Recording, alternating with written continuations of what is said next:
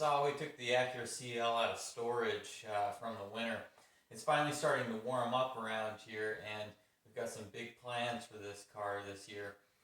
We're going to go ahead and do some experimenting with some brake upgrades.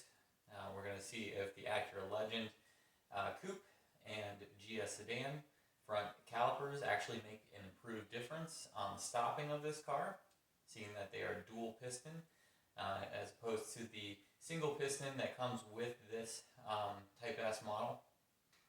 We're also going to install some period correct modifications, and we're going to see if those actually make a performance difference in the seat of your pants. Unfortunately, we're not going to take it to a dyno, but we're going to do some upgrades to both the intake and to the exhaust to see if there's a noticeable difference in performance. We also have the rear sway bar upgrade, which we're going to do a driver review on, and I'm going to give you my overall opinion when it's all said and done, if it was worth the money spent to actually do these upgrades and what it would cost you to do these upgrades yourself. And we're also going to evaluate what is the best bang for the buck when it comes to this car.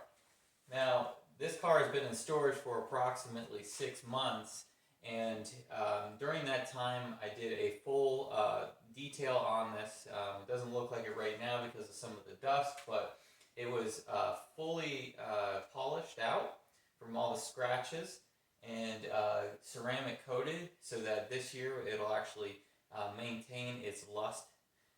And we'll go over a little bit of what those products are that I use and the technique that I use. I thought I'd go over some of the detailing products that I personally use. Over 15 years of experience off and on, just kind of DIY experimenting with some of the cars I've owned over the years and detailing them.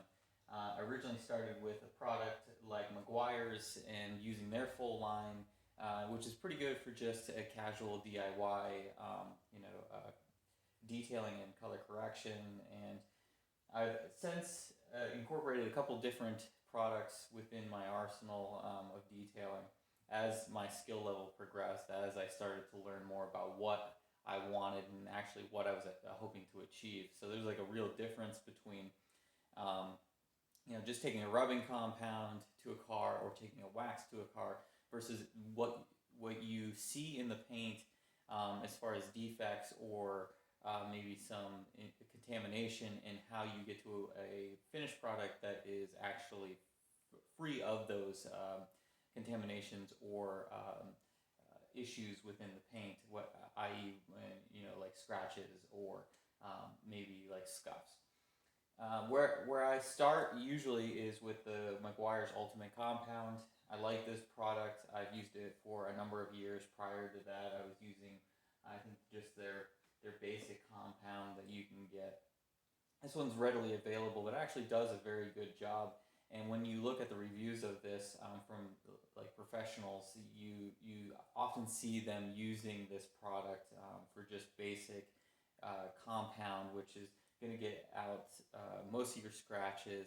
It's got some inclusions within it, within the compound, that will act as abrasives to kind of take down that base layer, hopefully removing any like oxidations and scratches, etc. So that's a great product to start with. I usually use like an orange pad, a foam pad on that to get that nice sheen to it, which is, you could typically stop there if you wanted to in most cases, but I like to take it a step further, which is where I started using the Chemical Guys optical grade polishing. The V36 and V38 specifically is the ones I really, really like.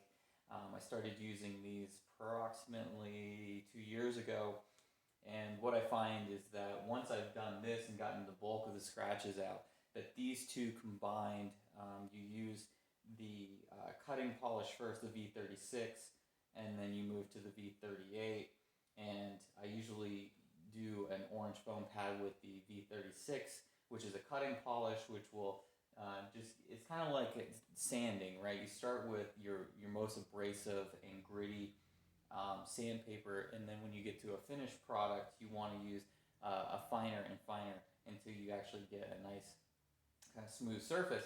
And once you've done the Ultimate Compound, you use optical grade cutting compound with a foam orange pad and an orbital buffer, and that will get you like 90% of the way there, and then you'll have just some small scratches that are left over from this because there is some inclusion into this as well, so you get that grittiness.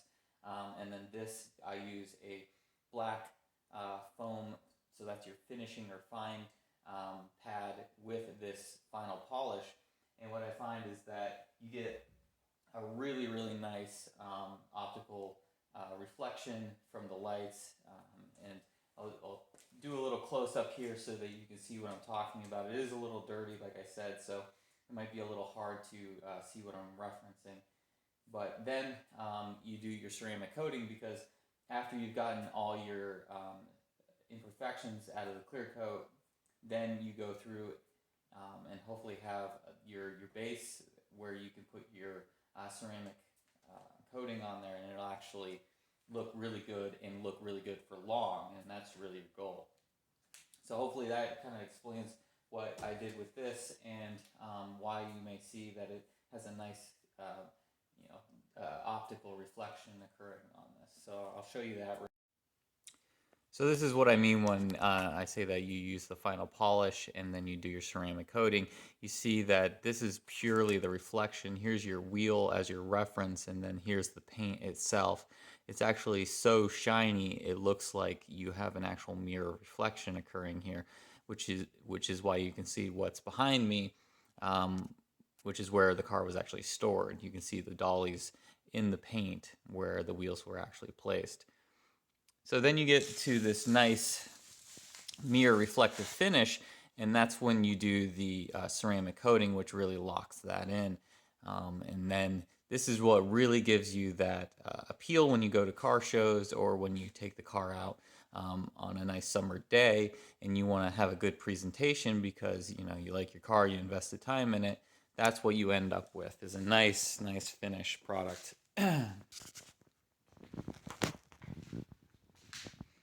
So hopefully that kind of gives you an understanding of what it takes to do this, just from a high level perspective. Also, I will say that you want to be careful if you think that you have some issues within the paint itself. Then exercise caution. Like you see some clear coat failure starting to occur on the paint, you're not going to get that out with polishing. If anything, you're going to do more damage than good. So what you want to do is minimize your contact with the paint and the clear coat, and just focus on preservation or removing contamination, so that then you can come back with ceramic coating. And how you do that is you use a less abrasive. So maybe in the trunk area, I wouldn't use the rubbing compound from Meguiar's. I would use maybe just the optical polishes from Chemical Guys, because that'll remove less material. So you have to think of it that way.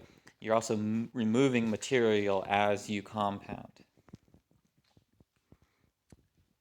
Some people ask me what I use for a buffer, and here's what I use as a buffer. It's the Bauer, I believe it is. This is the Harbor Freight, polisher, but I find that it's actually really good and less expensive. So I would highly recommend that. I think I picked that up for about $50. So not ultra expensive. You can see some streaking on the hood because I used a waterless car wash to see if I could remove some of the dust, because I'm going to come back through this and give the hood, which gets more abuse than the sides and the back of the car, an extra coating of ceramic. So now I'm going to just lightly take those streaks out before I end up with the ceramic coating. And then the aftercare of this is basically just a light wash, 2-bucket method with water and soap, or you can use a waterless wash if water is conserved in your area.